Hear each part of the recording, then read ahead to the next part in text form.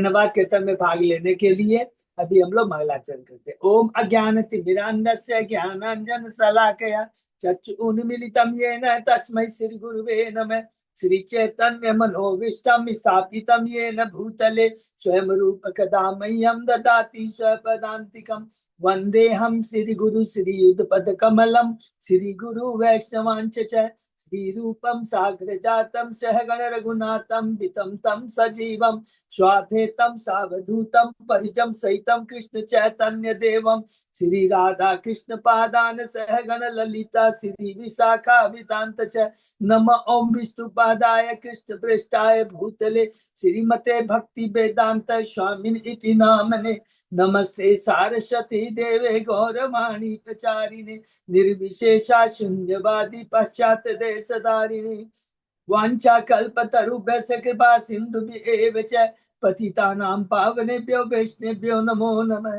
नमो महावदान्याय कृष्ण प्रेम प्रदायते कृष्णाय कृष्ण चैतन्य नामने गौरत्विषे नमः। हे कृष्ण करुणा सिंधु दीन बंधु जगतपते गोपेश गोपिका कांत राधा कांत नमस्तुते।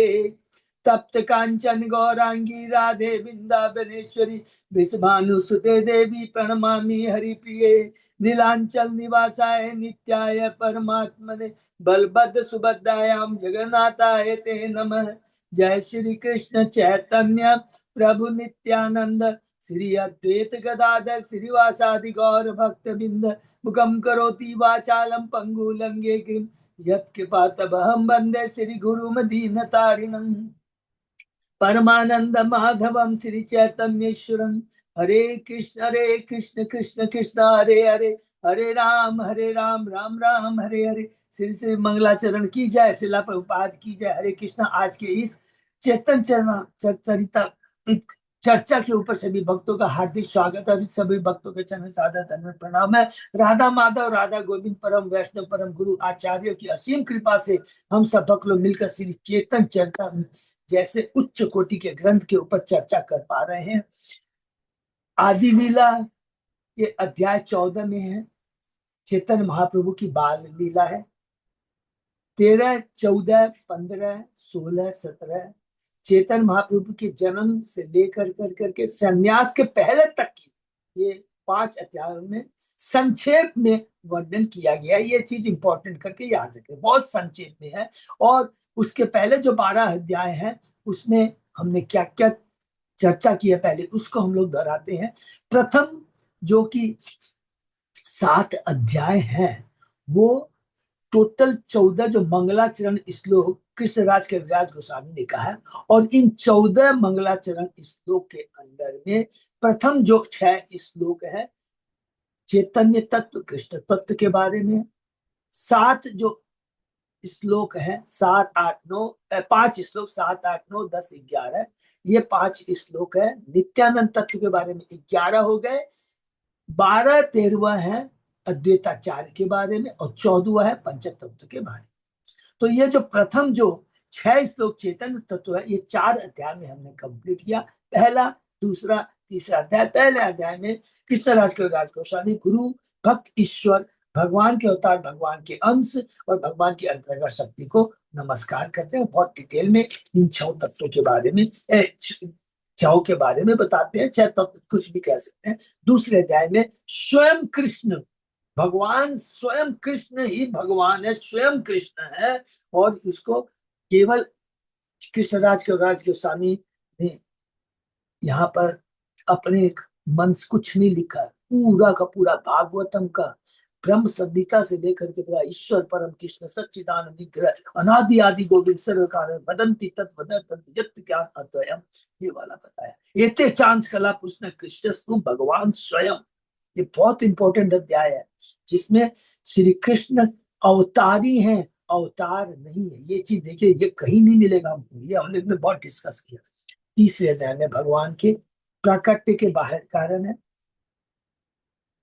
याद कर लेते हैं कि भगवान चले गए लेकिन उन्होंने कहा अरे सोचा मैंने कृष्ण प्रेम को चखा लेकिन उसका हमने डिस्ट्रीब्यूशन नहीं किया। और अरे अभी तो द्वापर युग खत्म हो गया, कलयुग आने वाला है, आ गया है। तो कलयुग का नाम संकीर्तन है, तो इसको तो हमें प्रचार करना ही है। और तीसरा हो गया अद्वैताचार्य की हुंकार। अद्वैताचार्य चाहते थे, क्योंकि उस समय नवद्वीप में लोग केवल माने चतुर्वेदी, बनर्जी, चतुर्वेदी, चट्टोपाध्याय, माने वो खाली उपाधि के ऊपर में थी, और जितना पैसा होता था शादी ब्याह में लगाते थे। तो भगवान ने कहा अत्याचार ये तो बहुत गलत चीज है। तब उन्हें भगवान को उन्होंने शालिग्राम की तुलसी दल देकर गंगा जल से सीकर करके प्रथा किया, भगवान का आह्वान किया। भगवान आते हैं। और चौथा अध्याय पूरा हार्ट है, जिसको बोलते हैं हार्ट है, पूरा भक्ति का हार्ट है। चेतन महाप्रभु के अवतार के अंतरंग कारण राधा रानी की भक्ति कैसी है, मेरे में ऐसा क्या है जिसके प्रति राधा रानी आकृष्ट होती है, वो मेरी भक्ति करके राधा रानी को क्या आस्वादन मिलता है। तो ये पूरा चैतन्य तत्व, और इसी के अंदर में हम लोग ये भी बोल सकते हैं राधा तत्व भी आ गया है। क्यों बोलेंगे ऐसा? क्योंकि चैतन्य महाप्रभु राधा रानी का भाव और अंगीकार को लेकर ही तो प्रकट हुए। तो इसमें आपने देखा 14 राधा तत्व के बारे में भी पूरा अच्छे से आ गया है। और 5वें अध्याय में हम लोगों ने बलराम तत्व के बारे में पढ़ा। बलराम भगवान कृष्ण के द्वितीय शरीर है, और 5 रूप में है। 4 रूप में तो भगवान के अवतार है, महाशंकर गौरदक्षा विष्णु गर्भदक्षा विष्णु, और 5वां अनंत शेष की भगवान की सेवा कैसे की जाती है। 6वें अध्याय के अंदर में अद्वैताचार्य की महिमा है। अद्वैत आचार्य, अद्वैत मीन्स भगवान से अभिन्न है। आचार्य क्योंकि वो भाव क्या है, सेवा का भाव है, प्रचार का भाव है, इसलिए वो आचार्य कहलाते हैं। 7वें अध्याय के अंदर में पंच तत्व के बारे में बड़ा कृष्ण रूप भक्त, भगवान श्री कृष्ण क्या है, भक्त रूप है, भक्त के विस्तार हैं बलराम जी, भक्त स्वरूप है, भक्त अवतार है अद्वैताचार्य, भक्त शक्ति है श्रीनिवास, सॉरी भक्त है श्रीनिवास, और शक्ति है राधा रानी गदाधर पंडित। ये बहुत डिटेल में हमने पढ़ा। 7वें 8वें ये खत्म होता है 14 मंगलाचरण। ये बार बार रिपीट कर बहुत तत्व से भरा, इसलिए याद करना बहुत जरूरी, कंटिन्यूस टच में रहना है। और 8वें अध्याय में यहाँ पर कृष्णदास के उदासी बड़े हम्बल है। वो कहते हैं देखो, आप लोग सोचोगे मैंने ये क्यों लिखा ग्रंथ, एकमात्र कारण यही है, वृंदावन दास ठाकुर की कृपा के बिना, हरिदास पंडित की कृपा के बिना, मदन मोहन की कृपा के बिना मैं ये नहीं लिख सकता हूँ। और लिखने का उद्देश्य एकमात्र यही था कि वृंदावन दास ठाकुर ने चेतन महाप्रभु के संन्यास की पहली लीला को इतना विस्तार में लिख दिया कि उनके पास में समय नहीं था और आगे नहीं बढ़े। बस उन्हीं की कृपा आदेश पा कर करके, आदेश मतलब श्रीवास, ये सब भगवान के आदेश है। गुरु आचार्य विकास है, वृंदावन दास ठाकुर, हरिदास पंडित और स्वयं भगवान जैसे मदन मोहन आपकी गले माला गले में पड़ती है, उसको ही ध्यान में रख के मैं लिख पाया हूँ। तो उद्देश्य लिखा। अब 9वें अध्याय के 9वां 10वां 11वां 12वां अध्याय में है भक्ति वृक्ष और भक्ति शाखाओं के बारे। तो भक्ति के कल्प वृक्ष हमारे कौन है, चेतन महाप्रभु है, वही माली है, वही सींचते हैं, उन्हीं ने बीज का रोपण किया है। और कहते हैं देखो ये मैंने जो वृक्ष लगाया है और इसको सींच रहे हैं, कृपा करके आप सब लोग आओ। सबको कहते हैं भारत भूमि ते जन्म लजा जन्म साथ आओ, सब लोग आओ और इस भक्ति लता के जो फल है, हरि नाम है, इसका प्रचार करो, खुद चखो और दूसरों को चखाओ। 10वें अध्याय में महाप्रभु की शाखाएं हैं, 3 जगह है, उड़ीसा बंगाल जगन्नाथपुरी और बनारस। 90 शाखा है उड़ीसा बंगाल की, जगन्नाथपुरी में 37 है, और बनारस की 3 शाखा है। सबका 3 मालूम है, बनारस के चंद्रशेखर आचार्य, तपन मिश्र और उनके जो पुत्र है रघुनाथ भट्ट गोस्वामी। ये 3 हो गए। अध्याय 11 में नित्यानंद प्रभु की 76 शाखा है। स्टार्ट किससे होती है, उनके पुत्र वीरभद्र से, और समाप्त होती है वृंदावन दास ठाकुर से। 12वें अध्याय में अद्वैताचार्य तथा गदाधर पंडित की शाखाएं का बाल में पढ़ा। अद्वैताचार्य की 38 है और गदाधर पंडित की 33 शाखा है। तो ये दूसरा पड़ाव खत्म होता है। पहला जो हमने 7 अध्याय में पढ़ा है, दूसरा या तीसरा कह लीजिए इस शास्त्र को लिखने का कारण, और तीसरा ये कह सकते हैं भक्ति वृक्ष और शाखाओं के बारे में। अब चौथा में हम लोग अभी जो चल रहे हैं, ये 13वें अध्याय से लेकर करके 17वें अध्याय में 13वें अध्याय में चेतन महाप्रभु का प्राकट्य है।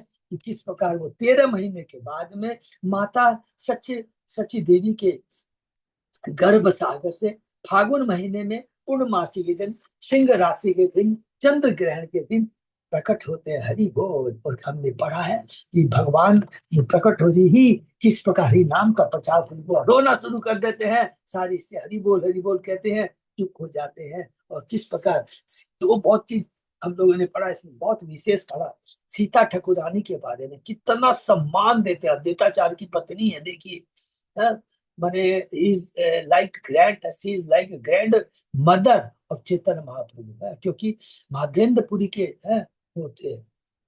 तो उनका कितना, किस तरह उनका नामकरण, क्या नाम देती है, निमाई नाम देती है।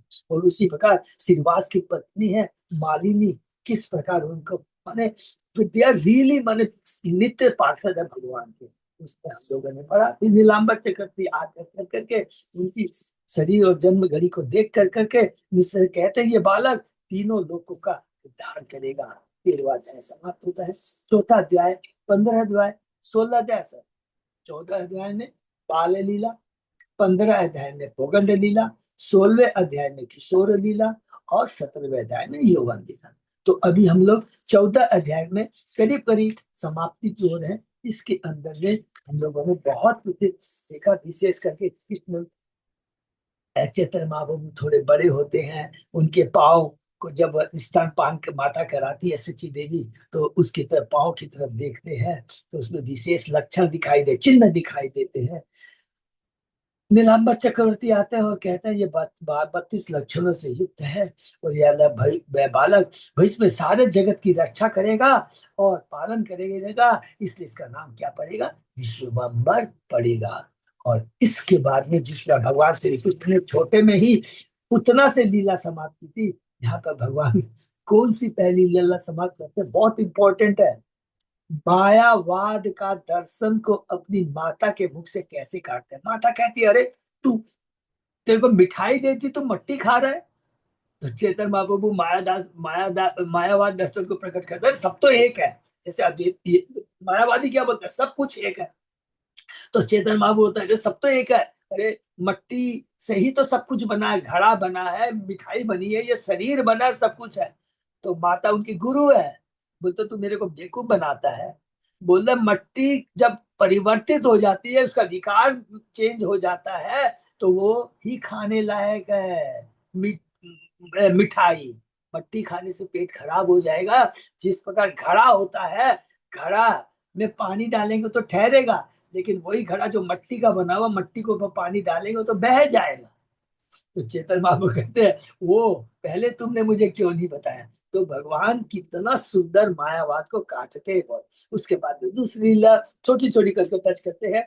ब्राह्मण का उद्धार किया, ब्राह्मण घर में आता है, 3 बार प्रसाद बनता है, भगवान खा जाते हैं। तो तीसरी बार कहता है तू बार बार मेरे को दोष देता, खुद ही भगवान को भोग लगाता है, मेरे को बुलाता है। तो भगवान उसको चतुर्भुज रूप दर्शन दिखाते हैं, ब्राह्मण रोने लगता है, उनके चरणों में पड़ जाता है। इसका बहुत डिटेल में मिलेगा हम लोग को चैतन्य भागवत में, वृंदावन दास ठाकुर ने जो लिखा है। उसके बाद में 2 चोरों की लीला हमने पढ़ा कि कैसे चोर उनके आभूषण चुराना चाहते हैं, भगवान उनको भ्रमित कर देते हैं और वहीं पर आ जाते हैं। चौथा हम लोग, तीसरा जो भी चौथा चौथा हमको सबको याद है कि एकादशी के दिन उनको तो क्या है, वैष्णव प्रसाद लेना है काशी ले। तो वो तुरंत उनको अपने बोलते हैं हिरण्य और जगदीश के यहाँ एकादशी का वैष्णव प्रसाद में वो लेके आओ। तब जगन्नाथ भी जाते हैं, अरे तुम्हारे पुत्र को कैसे मालूम पड़ गया, 2 मील दूर मेरा घर है, उसको कैसे मालूम पड़ गया कि मेरे यहाँ आज भगवान विष्णु के लिए स्पेशल प्रसाद बना है। तो समझ जाते हैं कि जगन्नाथ में तेरा पुत्र साधारण नहीं है, देवी शक्ति से युक्त है। हरि बोल।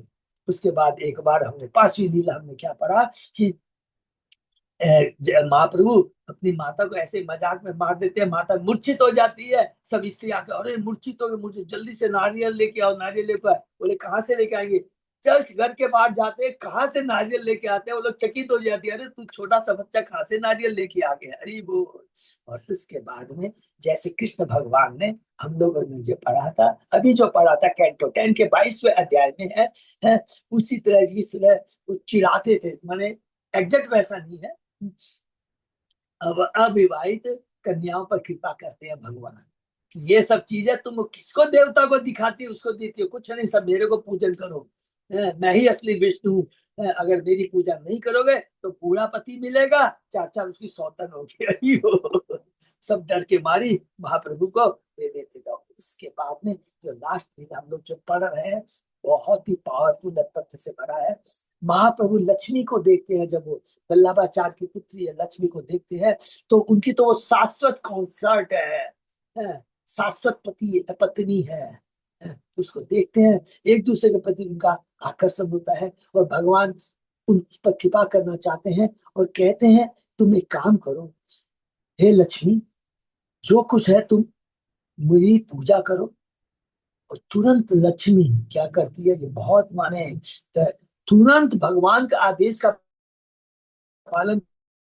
हम लोग ये है कि वह पति है, तुरंत उनके पूजा करती है, चंदन का लेप लगाती है, और मालिक मालती फूलों की माला पहनाती है। लक्ष्मी के द्वारा इस प्रकार पूजा जाने पर भगवान प्रसन्न हो गए, मुस्कुराने लगे, और श्री भगवान को एक श्लोक याद आ गया। उन्होंने कहा, जो कि श्लोक आज हम लोग चर्चा करेंगे, बहुत सुंदर श्लोक है। ठीक है, तो आगे आज हम लोग चर्चा करते हैं। ओम नमो भगवते वासुदेवाय। ओम नमो भगवते वासुदेवाय। ओम नमो भगवते वासुदेवाय। चेतन चरितामृत आदि लीला अध्याय 14 श्लोक नंबर 69। ये सबको याद आया है, बहुत रिसेंटली हम लोगों ने पढ़ा है? लिखा हुआ है प्रभु बाजी ने 14, कौन सा है? कैंटो 10 के 22वें अध्याय का 25वां श्लोक। जब भगवान से, जब गोपियां पूर्ण रूप से कृष्ण को समर्पित हो जाती है, उनके वस्त्र भगवान वापस कर देते हैं, उस समय भगवान कृष्ण इतना पावरफुल श्लोक कहते हैं, उसको हम लोग पढ़ते हैं।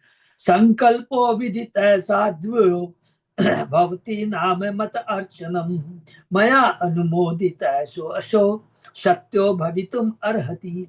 हे प्रिय गोपियों, मैं तुम्हारा पति बनने तथा इस प्रकार से मेरी पूजा करने की तुम लोगों की इच्छा को स्वीकार करता हूँ। ये भगवान कह रहे हैं कि तुम्हारी इच्छा है कि मैं तुम्हारा पति बनूं। तुम कहते नहीं कि माता की पूजा करके आई हो। मैं चाहता हूं कि तुम लोगों की इच्छा पूरी हो, क्योंकि यह पूरी होने योग्य है, क्योंकि तुम्हारा मेरे प्रति इतना समर्पण है। और सबके भगवान इच्छा पूर्ति करते हैं, और सबको याद है? ब्रह्म विमोहन लीला में ने देखा था, भगवान 1 साल तक ये लीला चलती है, 1 साल तक भगवान ने सबकी इच्छा पूर्ति की है। बहुत सुंदर है। कृष्ण की संज्ञा गोपियां लगभग कृष्ण के ही समान आयु की थी। उन्होंने मन में चाहा था कि कृष्ण के पति बने, किंतु स्त्री स्वरूप लज्जा के कारण वे अपनी इच्छा व्यक्त नहीं कर सकती थी। अतः उनके वस्त्र हरण के बाद कृष्ण ने उन्हें बतलाया, मैं तुरंत ही तुम लोगों की कामना को समझ गया और मैंने उसे मान भी लिया है। हरि बोल। क्योंकि मैंने तुम लोगों के वस्त्र चुरा लिया और तुम लोगों मेरे सामने बिल्कुल नग्न रूप में उपस्थित हो। इसका अर्थ यही होता है कि मैंने तुम सबको पत्नी रूप में स्वीकार कर लिया। इसलिए सबको, जो मूर्ख लोग नहीं समझते, इस तत्व को बहुत अच्छे से समझना है। कभी कभी भगवान या गोपियों का अभिप्राय न जानने का मति भ्रष्ट लोग अपने दृष्टिकोण से व्यर्थ की आलोचना करते हैं, किंतु वस्त्र के असली आशय को इस श्लोक में भगवान ने स्वयं बतलाया है। हरि बोल। यही मत लीला करी दुहे गेला घरे, गंभीर चैतन्य लीला के बुझीते पारे। इससे परस्पर अपने अपने भाव को व्यक्त करने के बाद भगवान चैतन्य तथा लक्ष्मी दोनों अपने अपने घर लौट गए। भला चैतन्य महाप्रभु की गंभीर लीलाओं को कौन समझ सकता है? ये श्लोक में ये बात लिखा है कृष्णराज कविराज गोस्वामी ने कि भगवान की जो लीलाएं होती हैं, सबसे इंपॉर्टेंट चीज, जब भी कोई बोलेगा तो सबसे पहले एक ही उत्तर दीजिएगा प्रीचिंग के समय। मूर्ख, भगवान की जो लीलाएं होती है ना, ये सारी लीला 3 गुणों से ऊपर होती है। 3 गुणों से ऊपर का शुद्ध चेतना में होती है, शुद्ध सतोगुण है, जो कि उसके अंदर में कोई भी काम का कोई भी भाव कुछ भी नहीं रहता है। तो अपने चेतना को 3 गुणों से ऊपर जो लेके आता है, वही आनंद, भगवान की लीलाओं का रियली आनंद का भोग कर सकता है, इंजॉय कर सकता है। चैतन्य चापल्य देखी प्रेमे सर्वजन, सच्ची जगन्नाथ देखी देना ओलाहन। पास पड़ोस के लोगों ने जब चेतन बाबू के नटखट स्वभाव को देखा तो उन्होंने प्रेम व सच्ची माता था जगन्नाथ से शिकायत की, जैसे गोपियां करती थी कृष्ण लीला में, द्वापर युग में। एक दिन सची देवी पुत्रे भत्सिया घोरी घोरी बारे गेला पुत्र गेला पलाइया। एक दिन सच में अपने पुत्र को डांटने के उद्देश्य उसे पकड़ने गई, किंतु वे उस स्थान से भाग निकले। हरि बोल। उच्छिष्ट गर्त त्यक्त हांडीर ऊपर बोसियाचन सुखे प्रभुदेव विशंबर। यद्यपि चेतन बाबू संपूर्ण ब्रह्मांड के पालन करता है, किंतु एक बार वे उस गड्ढे में भोजन पकाने के बाद फेंके गए पात्रों में, जो झूठे पात्र हो गए थे, के ऊपर जाकर बैठ गए जहाँ झूठन फेंका जाता है।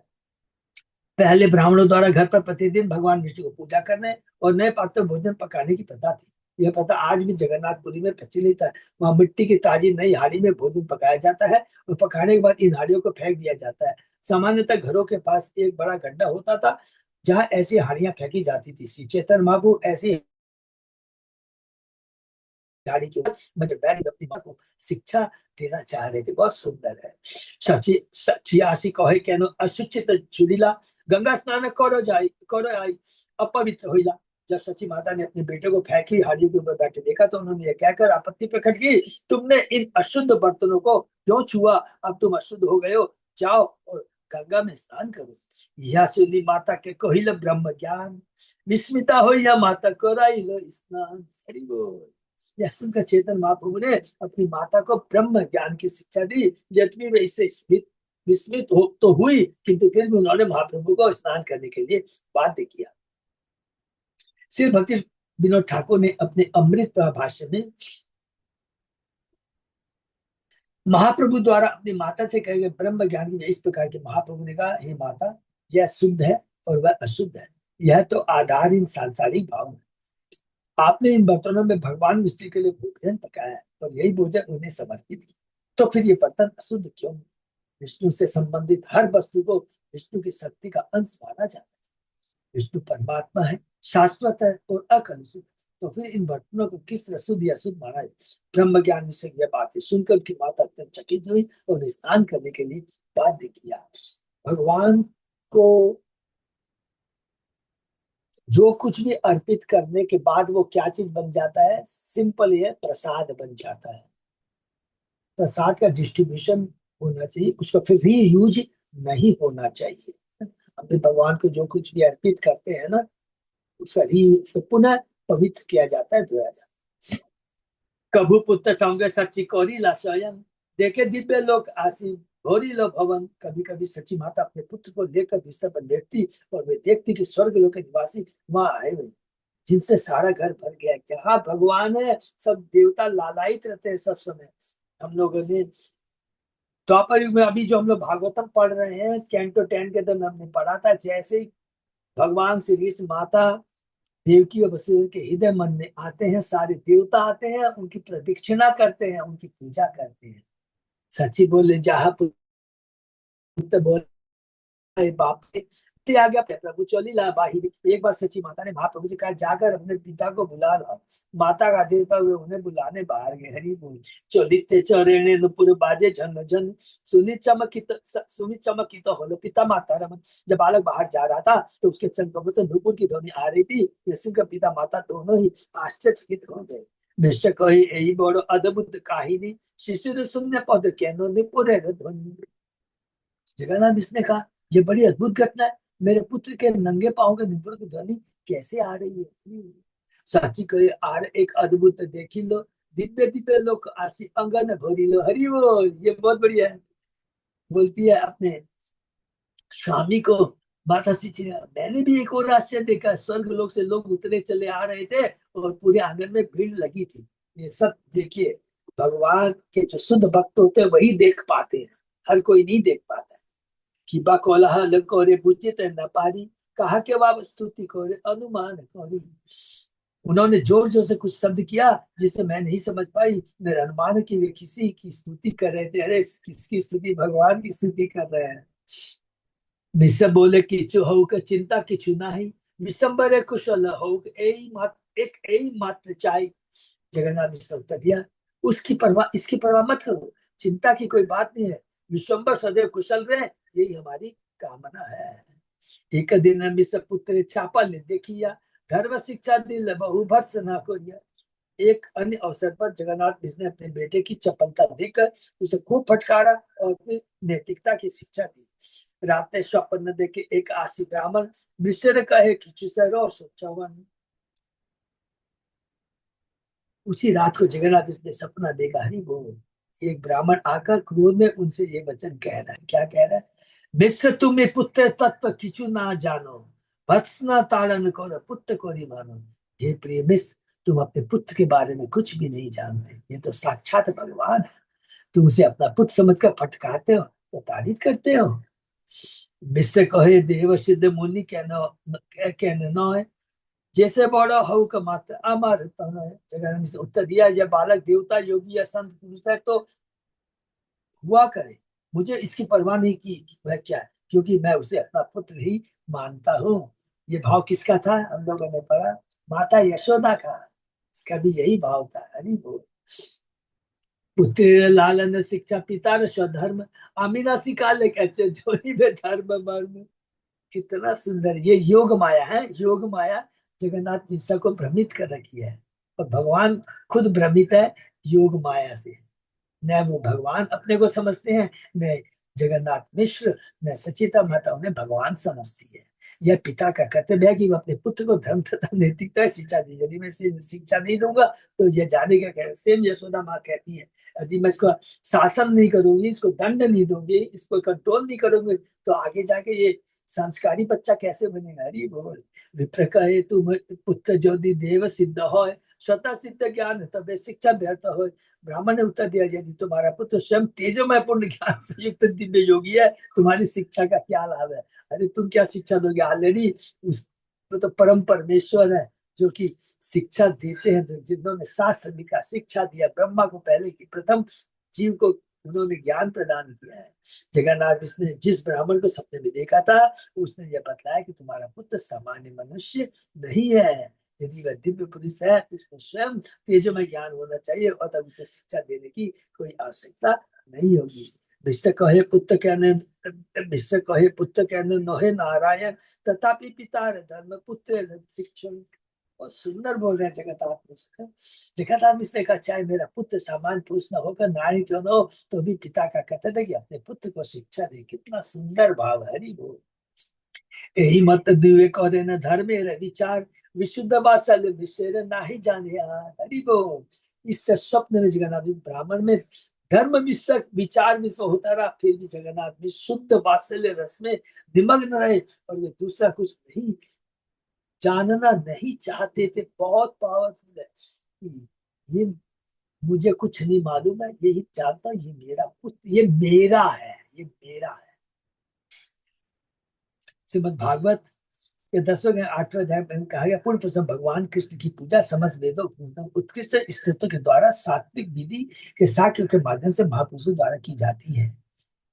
8वां अध्याय में जो हम लोगों ने पढ़ा है, भगवान से जिसका नामकरण होता है, गर्ग मुनि आते हैं, और मत्ती बच्चन लीला हमने पढ़ा था। उसी में उन भगवान कृष्ण को माता यशोदा नंद महाराज ने अपना नन्ना सा बेटा, इसी प्रकार जगन्नाथ में चेतन महाप्रभु को अपना प्रिय नन्ना बेटा मान रहे थे।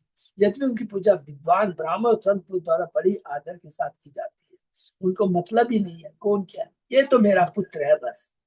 इसी भाव को लेकर के तो चेतन कृष्ण भगवान कहते, मैं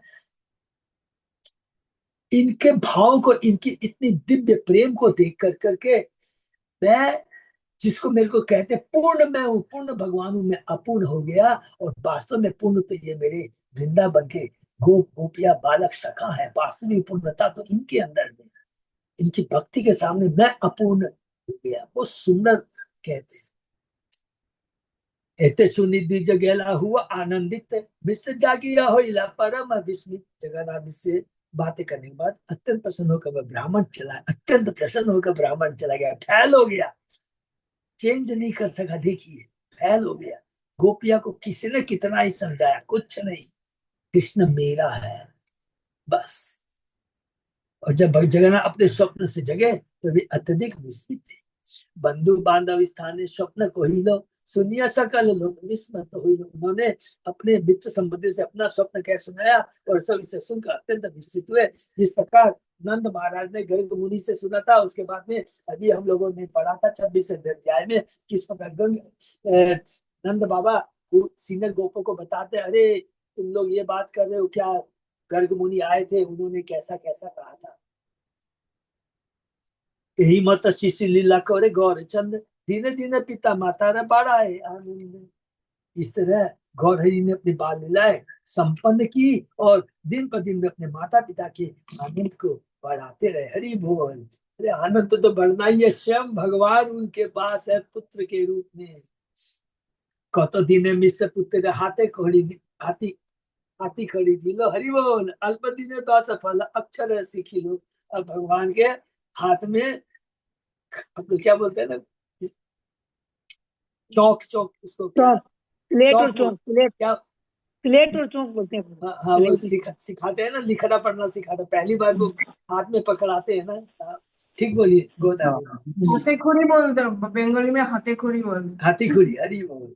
कुछ दिनों के बाद जो सर्व से चाम हृदय सन्निविष्टो मत स्मृति का पूर्णम च, वो भगवान अभी सीख रहे अपने माँ पिता से है। हरि बोल। कुछ दिनों के बाद जगन्नाथ मिश्र ने अपने पुत्र का हाथे खड़ी संस्कार संपन्न करके उनकी प्रारंभिक शिक्षा का शुभारंभ कर दिया। महाप्रभु ने कुछ ही दिनों से सारे अक्षर और संयुक्त अक्षर सीख लिए। तो बस यही से शुरू, उसके बाद ऑटोमेटिक सब लोग समझ गए होंगे कि भगवान की विद्या विलास लीला चालू हुई है। 12 फला अक्षरों का संयोग होता है जिसमें रेप, मूर्धन्य बा, ण, दंतव्य, न, म, य, र, ल, व, री, री, री तथा री आते हैं। हाथे खड़ी प्रारंभिक शिक्षा की शुरुआत होती है। जैसे हम लोग का ख ग भ म म सीखे हैं।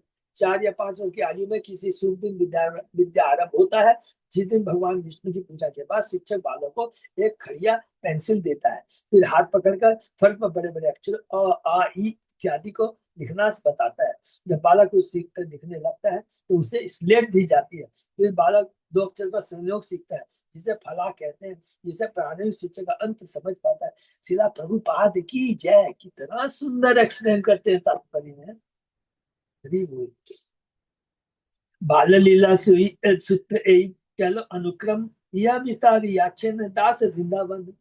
यह श्री चैतन्य महाप्रभु की बाल लीलाओं की रूपरेखा है जिसे यहाँ क्रमबद्ध करके प्रस्तुत किया गया। बाल लीला का मतलब है सब किसी को बोलना नहीं, 1 वर्ष से लेकर 5 साल। हाँ? वृंदावन दास ठाकुर ने पहले ही अपनी पुस्तक चेतन भागवत में इन लीलाओं का विस्तार से वर्णन किया है।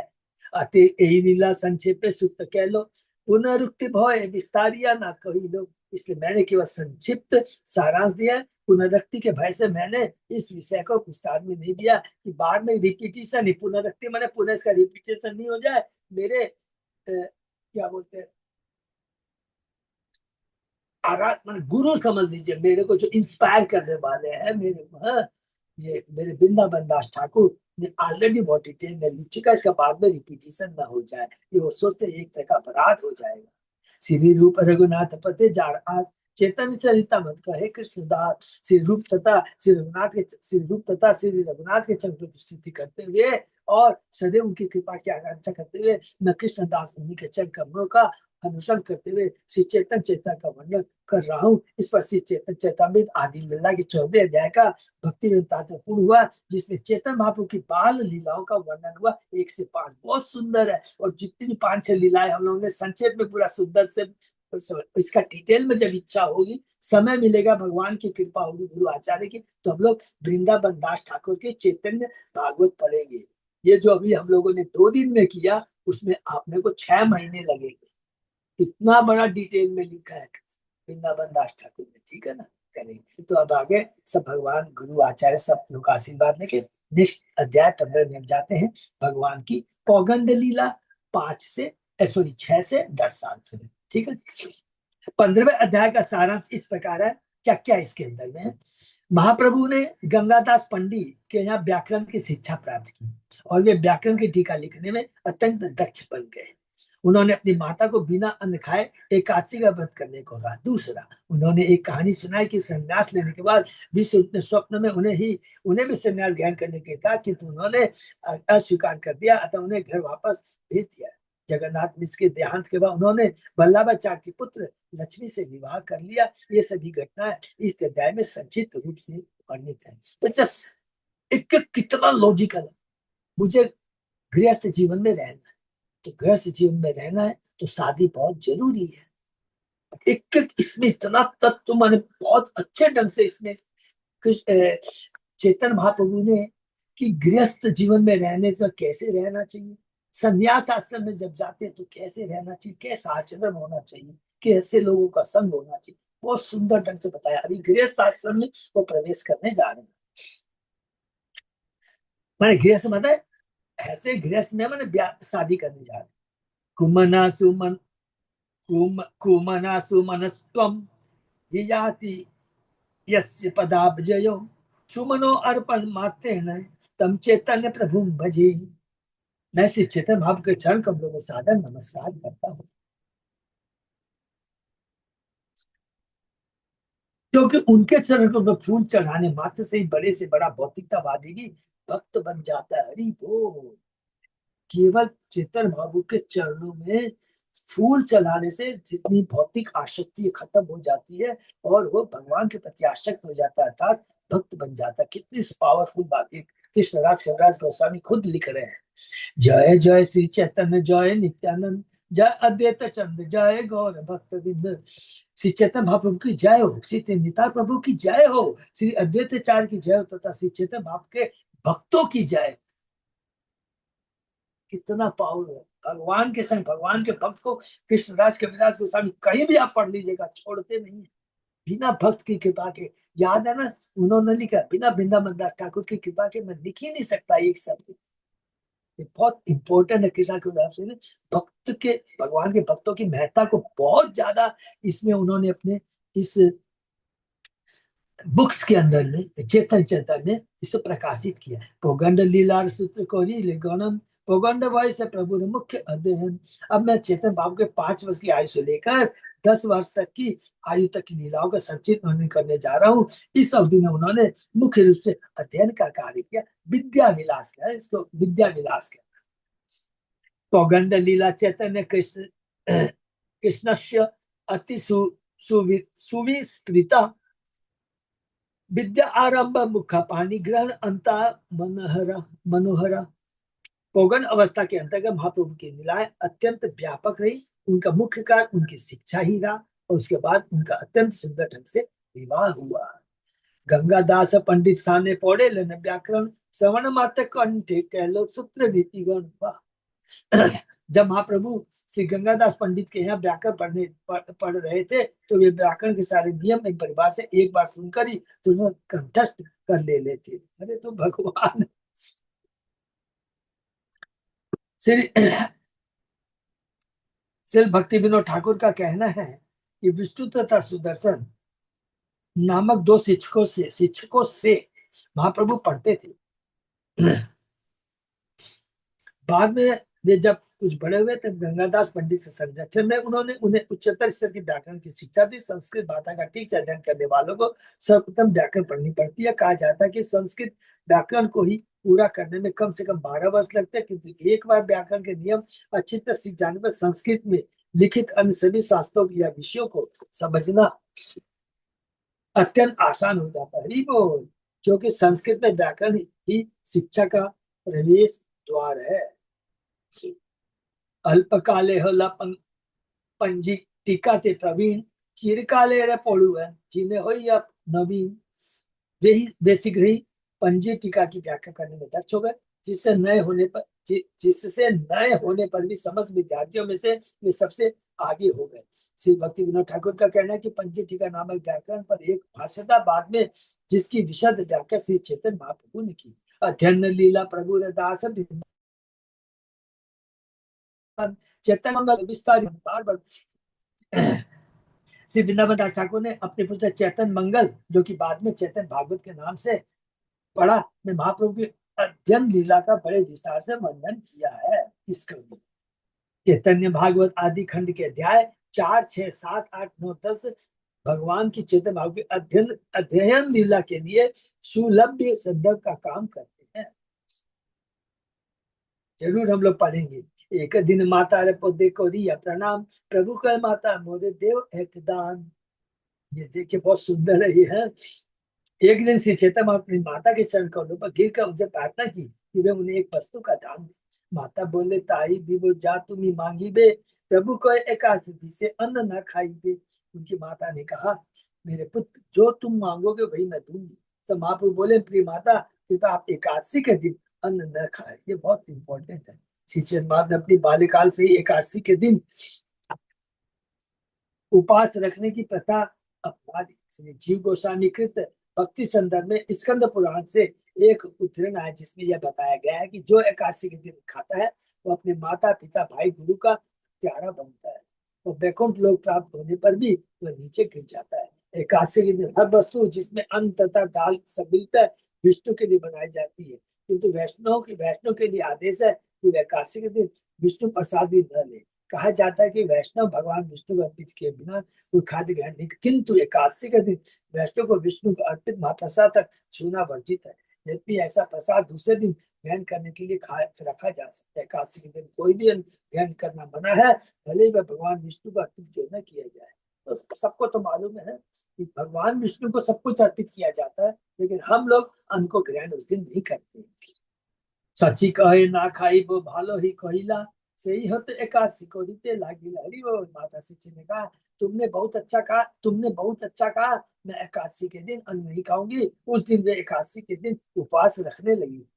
स्मार्ट ब्राह्मण इस पक्ष की है कि विधवा को तो एकादशी व्रत रखना चाहिए किंतु सधवा को नहीं। ऐसा लगता है कि चैतन्य महाप्रभु ने अनुरोध के पूर्व सची माता एकादशी व्रत नहीं रखती थी क्योंकि वे सधवा थी, किंतु चैतन्य महाप्रभु ने ऐसी प्रथा का सूत्रपात किया कि विधवा न होने पर भी स्त्री को एकादशी में रखना चाहिए और उस दिन कोई अन्न नहीं छूना चाहिए, भले ही वह विष्णु का अर्पित प्रसाद ही क्यों न हो। ये चैतन्य महाप्रभु ने शुरुआत की।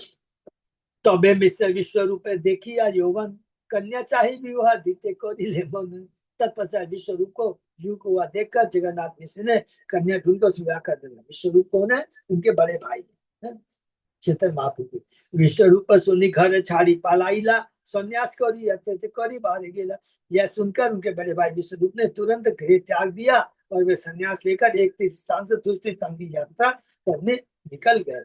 सुनी सच्ची मिश्र दुखी होइल मन, तबे प्रभु माता पिता रह कहलो आश्वासन। तब सच्ची माता तथा जगन्नाथ ने अपने ज्येष्ठ पुत्र विश्व रूप के चले जाने पर समाचार सुना तो वे अत्यंत दुखी हुए, किंतु श्री चैतन्य उन्होंने ढांढस बनाने का प्रयास किया। भालो होलो विश्व रूप सन्यास को लीला, पितृकुल मातृकुल दुई उदारी लो। बहुत अच्छा श्लोक है। महाप्रभु ने कहा हे माता तथा पिता, यह अच्छा ही हुआ कि विश्व रूप ने संन्यास ग्रहण कर लिया, क्योंकि इससे उसने अपने पितृकुल तथा अपने मातृकुल दोनों का ही उद्धार कर दिया है। कभी कभी ऐसा कहा गया है कि श्री चैतन्य बाबू ने इस कलयुग में संन्यास ग्रहण करने की अपनी स्वीकृति नहीं प्रदान की, क्योंकि शास्त्र में कहा गया अश्वमेघम गवालंबम संन्यासम पल्पैत्रिकम देवरेण सुतो उक्तिम कलो पंच विवर्जयेत। इस कलयुग में 5 प्रकार के कर्म, ये बहुत इंपॉर्टेंट, इसको नोट कर लेंगे। कर्म वर्जित है कल युग में। अश्वमेघ यज्ञ या गोमेघ यज्ञ जिसमें घोड़े या गाय की बलि दी जाती है, संन्यास ग्रहण करना, पूर्वजों के मांस को बलि देना और अपने भाई की पत्नी से बच्चे उत्पन्न करना, ये बहुत इंपॉर्टेंट। ऐसा होते भी श्री चैतन्य महाप्रभु ने स्वयं संन्यास लिया और अपने ज्येष्ठ भाई विश्व रूप के संन्यास ग्रहण करने का समर्थन किया। हम भगवान के शुद्ध भक्तों का अनुकरण नहीं कर सकते, इसको बोल्ड अक्षर में लिख लेंगे। हमको खाली उनकी बातों का अनुसरण करना, कहा नहीं संन्यास तो नहीं, बस अनुकरण करना। यहाँ पर स्पष्ट कहा गया भालो हुई विश्व रूप संन्यास को पितृकुल मातृकुल दो ही उदाहरण। अतः यहाँ ऐसा सोचा जा सकते चेतन भाव ने परस्पर विरोधी वक्तव्य किए, हरि बोल नहीं, उन्होंने ऐसा नहीं किया।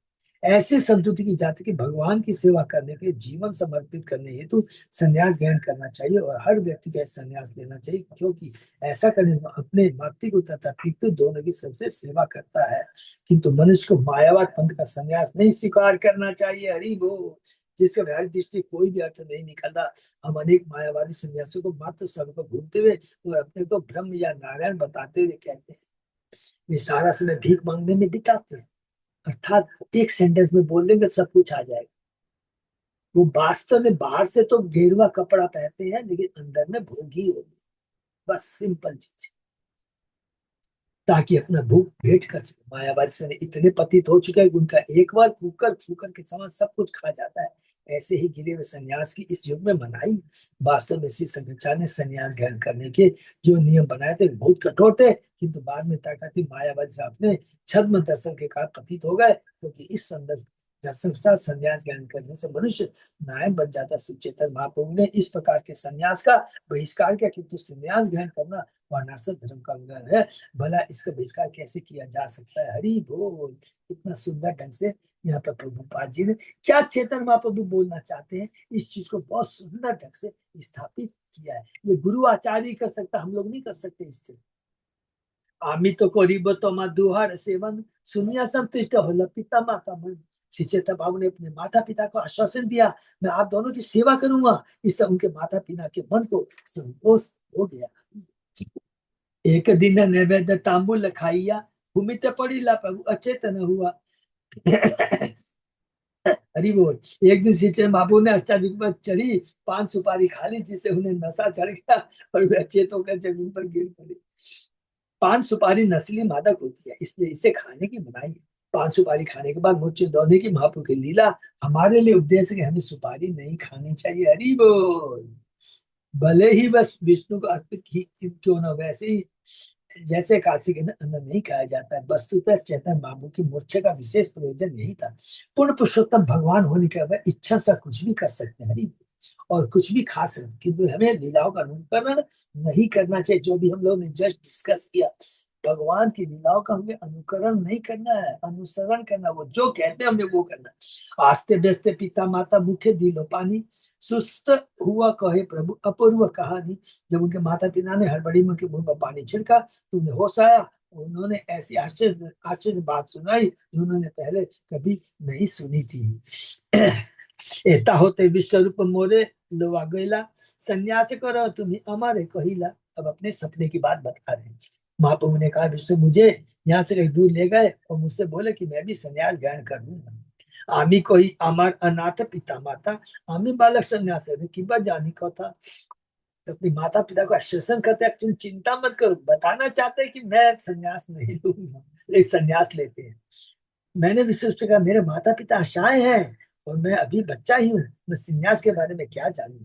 गृहस्थ हो या कोरी में पिता माता सेवन या ही तुष्ट हो लक्ष्मी नारायण। बाद में मैं गृहस्थ बनूंगा और इससे माता मैं गृहस्थ बना मैंने शादी करूंगा और इस तरह माता पिता की सेवा करूंगा, क्योंकि इससे भगवान नारायण तथा उनकी पत्नी लक्ष्मी देवी अत्यधिक तुष्ट होगी।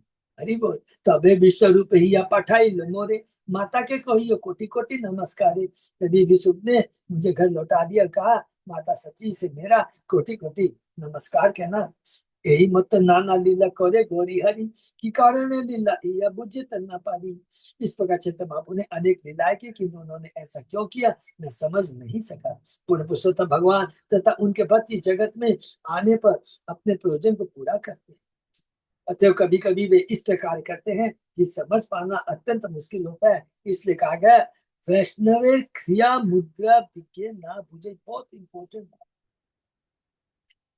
भले ही कोई कितना विद्वान बुद्धिमान क्यों न हो, वह वैष्णव के कार्य को नहीं समझ सकता। वैष्णव अपने प्रयोजन की पूर्ति के लिए जो भी उपयुक्त होता है स्वीकार करता है, किंतु मूर्ख लोग ऐसे उच्च वैष्णव के प्रयोजन को न समझने के कारण उनकी आलोचना करते हैं। यह वर्जित है। यह कोई नहीं जान सकता कि एक वैष्णव अपने प्रयोजन की पूर्ति के लिए क्या करता है। तो ऐसे वैष्णव की आलोचना करना एक अपराध है, जिसे साधु निंदा कहते हैं। सिंपल चीज है, हमें उनका अनुकरण नहीं करना, कोई कमेंट्री नहीं करना है, ये तो बहुत बड़ा अपराध हो जाएगा। कत दिन रही मिश्र गेला पर लोग माता पुत्र दुहर बाड़िल शोक। विश्व रूप के शोक में जगन्नाथ मिश्र इस अप्रकट हो जाते हैं। कुछ दिनों के बाद जगन्नाथ मिश्र इस संसार के दिव्य लोक को चले गए। इससे माता तथा पुत्र दोनों हृदय से अत्यंत शोकाकुल हो गए। बांधु बांधव असी दुआ प्रभु दिल पित्त किया विधि मत ईश्वर को रील। चैतन्य महाप्रभु उनकी माता को धीरज बंधाने के लिए मित्र जन तथा संबंधी लोग वहां आए। चैतन्य महाप्रभु ये साक्षात भगवान है, भगवान थे तथापि उन्होंने विधि विधि अपने पितृपिता का संस्कार संपन्न किया। कत दिन प्रभु चित्ते कोरिला चिंतन गृहस्थ होइलाम एबे चाही गृहधन। कुछ दिनों का महाप्रभु ने सोचा मैंने संन्यास नहीं लिया है। देखिए कितना सुंदर भगवान की प्लानिंग है। अब मुझे शादी करनी चाहिए और चूंकि मैं घर पर रहता हूँ तो यह मेरा कर्तव्य है कि गृहस्थ की तरह कर्म करूँ। गृहिणी बिना गृह धर्म ना हो शोभन यही चिंत विवाह को रीते मन। चेतन बाबू ने विचार किया पत्नी बिना गृहस्थ जीवन का कोई अर्थ नहीं है, इसलिए उन्होंने विवाह करने का निश्चय किया। न गृहम गृहम इति आहु गृहिणी गृहम उच्यते तथा ही सहित है सर्वान पुरुषार्थान समस्नुते। घर मात्र घर नहीं होता, यह तो पत्नी है जो घर को सार्थक बनाती है। यदि वह अपनी पत्नी के साथ घर में रहता है तो वे दोनों मिलकर मनुष्य के समस्त हितों पुरुषार्थ को पूरा कर सकते। हरि बोल। देवे एक दिन प्रभु पौड़ी आशीते वल्लभाचार्य कन्या देखे गंगा पर थे, जो कि हम लोग ने अभी पहले ध्यान में पढ़ा। एक दिन जब महाप्रभु पाठशाले से वापस आ रहे थे तब अचानक उन्होंने वल्लभाचार्य की पुत्री देखी जो गंगा जी की ओर जा रही। पूर्व सिद्ध भाव दुआर उदय को हिला देवे बन मालिक घटक सच्ची स्थान है आईला। तो इस समय जब ब्रोकर जैसे होते हैं ना बीच के मीडिएटर, वो बनमाली महाप्रभु तथा लक्ष्मी देवी से के मिलने पर उनके संबंध जागृत हुए जो पहले से तय हो चुके थे। शाश्वत पति पत्नी शाश्वत विष्णु लक्ष्मी से कभी भी अलग नहीं हो सकती है। और संयोग से विवाह तय करने वाला घटक बनमाली सची माता से मिलने आया। बनमाली घटक नवद्वीप का रहने वाला ब्राह्मण था। उसने लक्ष्मी देवी का विवाह महाप्रभु से तय कराया। पुनर्जन्म में वह विश्वामित्र था, हरि बोल, जिसने भगवान श्री रामचंद्र का विवाह तय कराया था। और बाद में इसी ब्राह्मण ने रुक्मणी के साथ भगवान कृष्ण का विवाह करवाया था। वही ब्राह्मण चैतन्य लीला में महाप्रभु का विवाह पक्का कराने वाला बना, जिसका नाम है बनमाली। सचिर इंगित संबंध कोरी घटन लक्ष्मी के विवाह के सचिर नंदन। सची देवी का संकेत पाकर बनमाली घटक ने विवाह पक्का करा दिया। इस पर निर्धारित समय पर महाप्रभु ने लक्ष्मी देवी के साथ विवाह कर लिया। विस्तारी अवरीनता वृंदावन दास ऐते पोगंड लीला सत्य प्रकाश। वृंदावन ठाकुर ने महाप्रभु की इन समस्त पोगंड लीलाओं का विस्तार से वर्णन किया। मैंने तो उन्हीं लीलाओं का केवल संक्षिप्त रूप प्रस्तुत किया है। वृंदावन दास ठाकुर ने तो बहुत लंबे में डिटेल में बताया है। माने कहते हैं महाप्रभु की जो शादी हुई थी बड़ी धूमधाम से हुई थी और शादी के बाद में इतना अन्न बच गया था। उसके बाद 10,000 लोगों ने प्रसाद खाया था। इतनी धूमधाम से शादी हुई थी। एक जन ने स्पॉन्सर किया था। सब पूरा इसमें है चैतन्य भागवत के अंदर। पौगंड वैसे लीला बहुत प्रकार वृंदावन दासी या कोरिया विस्तार। महाप्रभु ने अपनी पौगंड अवस्था में नाना प्रकार की लीलाएं की है और श्री वृंदावन दास ठाकुर ने इन सबका विस्तार से वर्णन किया है। अतएव दिमात्र देखा ही लो चैतन्य मंगल सर्वलोक के ख्यात हो लो हे लो। मैंने तो इन लीलाओं का संकेत मात्र दिया है क्योंकि वृंदावन ठाकुर ने अपनी पुस्तक चैतन्य मंगल, जिसका नाम अभी चैतन्य भागवत है, में इन सब का विस्तार से कर दिया। सबको मालूम है ना चैतन्य मंगल किसने लिखी थी? लोचन दास ठाकुर ने। तो इसलिए वृंदावन दास ठाकुर ने इसका नाम चेंज कर करके चैतन्य मंगल से चैतन्य भागवत कर दिया। श्री रूप रघुनाथ पद्य जार आस चैतन्य चरितमत कहे कृष्णदास। श्री रूप तथा श्री रघुनाथ के चरण में वंदना करते हुए और सदैव उनकी कृपा की आकांक्षा करते हुए मैं कृष्णदास उन्हीं के चरणों का अनुसरण करते हुए श्री चैतन्य चरित्र का वर्णन कर रहा हूँ। पूरी मेरे को लग रहा है ये सबसे स्मॉलेस्ट चैप्टर है पूरी चेतन चरितमृत के अंदर में है, ये पौगंड लीला में है। तो बहुत बहुत धन्यवाद। यहाँ पर हम लोग विराम देते हैं और अब हम लोग 2 अध्याय 16-17 हैं जिसके अंदर में किशोर लीला और यौन लीला के बारे में पढ़ेंगे। ये भी संक्षेप में ही है। तो इसको संक्षेप में पढ़ने के बाद में समझ लीजिए हम लोगों ने चेतन चरितमृत का एक बहुत हाई लेवल का कोर्स पार कर लिया है। बहुत कर लिया। इसके बाद में जो मध्य लीला टिट्टो वैसी ही है जैसे चैतन्य महाप्रभु की है। जैसे हम लोग कैंटो 10 पढ़ रहे हैं, एग्जैक्ट मेरे को मालूम नहीं है, 90 शायद हम लोग ने चर्चा भी किया। 90 अध्याय में से करीब 37-38 अध्याय माने 1/3 से भी ज्यादा है। और भगवान की केवल 10 साल की 10 या 11 साल की जो लीला है 33-34 अध्याय लिया है सुखदेव गोस्वामी ने। उसी तरह कृष्णराज कविराज गोस्वामी ने चेतन महाप्रभु ने जो तत्व हम लोग पढ़ चुके हैं, और अब इस तत्व को वो अपने मध्य लीला के माध्यम से किस तरह पूरे तत्व को अपने सनातन गोस्वामी रूप गोस्वामी के माध्यम से, सार्वभौम के माध्यम से, स्वरूप दामोदर रामानंद राय के माध्यम से जो पढ़ाएंगे, जरा भी हम लोग को प्रॉब्लम नहीं आएगी, क्योंकि हम लोग इतना बड़ी जो क्या बोलते हैं ना, ये पार कर चुके हैं। ये जो हम लोग ने चेतन, ये भगवान की बिना कृपा के ऐसा नहीं हो सकता। ठीक है ना? तो बहुत बहुत धन्यवाद सबको। तो शायद इसमें कुछ प्रश्न आज इसके लिए 2-3 डाउट क्लियर हो गए। बहुत भक्त पूछते हैं कि भगवान को 56 भोग में हम लोग पान लगाते तो क्यों नहीं खा सकते। आज पता चला महाप्रभु ने कहा है कि भले ही भोग लगाओ लेकिन आपको नहीं खाना है, विष्णु के भोग लगाओ लेकिन आपको पान एकादशी के नहीं दिन खाना है। ऐसा नहीं है कि अपने को भगवान उसमें को नशा फाफड़ का भोग होता है, हम लगाओ। आपको पूछे ना माता जी, तब बोले नशा होता है हाँ। इसीलिए नहीं खाना चाहिए पान को। हाँ, लेकिन आज चैतन्य चरितामृत में पूरा क्लियर हो गया ना अच्छी ये तरह बात से। ही लिखा हुआ माता जी, हाँ। सोनी माता, यही जो नशा होता है, भगवान कुछ भी खा सकते हैं। हाँ। हम लोग की इतना सुंदर चेता है, और सबसे बड़ी तो प्रभुपाद जी की कृपा है जो एक एक करके एक्सप्लेन कर देते हैं। तो ये हम लोग दूसरा बहुत एकादशी वाला भी हो गया कि एकादशी में भगवान को भोग लगा के तो वो हम लोग को नहीं लेना चाहिए, वो भी और 2 ये जब क्लियर हो हम लोग गए। भगवान को भोग नहीं, लगा नहीं सकते हैं, पर खाना, हमको अन्न नहीं भगवान खाना है। भगवान को लगा और सकते नहीं, भगवान को लगाना है। एकादशी के दिन भगवान को लगाना 56 है। भोग लगाओ, सब कुछ लगाओ, हमको नहीं खाना। हमको नहीं हाँ। और एक चीज और स्पॉन्सर का जो पता चला, महाप्रभु जो स्पॉन्सर करवाए अपनी शादी में, तो मतलब इस्कॉन भी स्पॉन्सर पे इसीलिए जोर देता बिल्कुल है कि करता हर है, चीज स्पॉन्सर है। बहुत प्रभुपाद जी ने पूरा पूरा उनको फॉलो किया, चैतन्य पूरा फॉलो महाप्रभु को। किया। और इसका उद्देश्य क्या है, कोई भी माने रोंगटे खड़े हो जाएंगे। भगवान और भगवान के भक्त चाहते हैं कि भक्तों को मौका दे भगवान की सेवा करने का। भगवान किसी भाव के भूखे हैं, भगवान को कोई चीज की कमी है क्या? भगवान इच्छा व्यक्त करेंगे, गुरु महाराज इच्छा व्यक्त करेंगे, आप विश्वास कीजिए, मेरी बात मानिए, इच्छा करेंगे अरबों खरबों रुपया उनके अकाउंट में पैसा आ जाएगा। हाँ। इतने लोग तैयार बैठे रहते हैं उनके मेडिकल ट्रीटमेंट के लिए, उनके ट्रेवलिंग के लिए, लेकिन जो भाग्यशाली है वही सेवा कर पाता है। ये बहुत इंपॉर्टेंट है, इसलिए हमको हमेशा अपना आगे रहना चाहिए एकदम, कि नहीं मुझको सेवा का और वो भी सेवा तभी मिलेगी जब भगवान के पास जाके रोएंगे, गुरु के पास जाके रोएंगे, नहीं तो पैसा लेके बैठे रहिए, सेवा नहीं कर पाएंगे।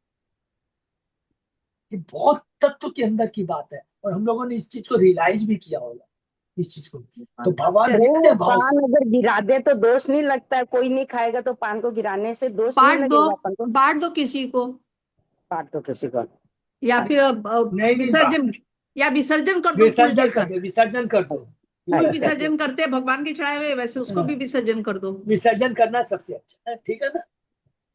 लेकिन चैतन्य चरितामृत से बहुत सारे डाउट क्लियर हो रहे हैं। हरिकृष्ण एक और मालूम पड़ा ना, जो वनमाली जो भगवान की शादी करवाया तो वही ना, रामचंद्र जी की भी वही करवाया। विश्वामित्र थे ना, विश्वामित्र थे। विश्वामित्र ने करवाया था ना। अब सोचिए दशरथ तीनों महाराज, तीनों जब हम लोग को मौका मिलेगा ना हम लोग डिस्कस करेंगे, दशरथ महाराज माने कितना वो गुरु के ऊपर आश्रित रहते थे, विश्वास होता था। दशरथ महाराज ने टस से मस नहीं, दशरथ महाराज कहते प्रभु गुरुदेव यही तो आपका कर्तव्य है, हम तो आपको समर्पित है, विश्वामित्र पूछने नहीं गए। गुरु को मालूम है कि भक्त के क्या उचित है क्या अनुचित है, जस्ट उनको एकदम पालतू कुत्ते की तरह हमको उनका बस उनके पीछे पीछे रहना चाहिए, बस हमारा जीवन धन्य हो जाएगा। ठीक है, हरे कृष्णा, बहुत बहुत धन्यवाद, सबको यही विराम देते हैं। और हरे अच्युत दास प्रभु, कल हम लोग का थोड़ा मीटिंग हुआ, लॉन्ग टूर का हुआ है, तो बस सब लोग थोड़ा सा तैयार रहेंगे। और वैसे तो जगन्नाथ ग्रुप में सबने दे दिया, बाकी सब ग्रुपों से आ जाएगा। और पर्सनली बता दे रहा हूँ सीक्रेटली कि 1-2 दिन में हम लोग बहुत क्लोजली वॉच करेंगे है? ये बद्रीनाथ का है? ऐसा नहीं है कि आंख मीच के हम लोग चल देंगे, ठीक है ना? सब चीज दिमाग से काम देंगे, सब कुछ करके पूरे डेली रिपोर्ट ले रहे हैं हम लोग, डेली रिपोर्ट ले रहे हैं कि क्या पोजीशन है क्या करके, उसके बाद है, ठीक है ना? हरे कृष्णा। सही, वक्तों का बहुत बहुत धन्यवाद। आज का सेशन ही विराम करते हैं। विश्व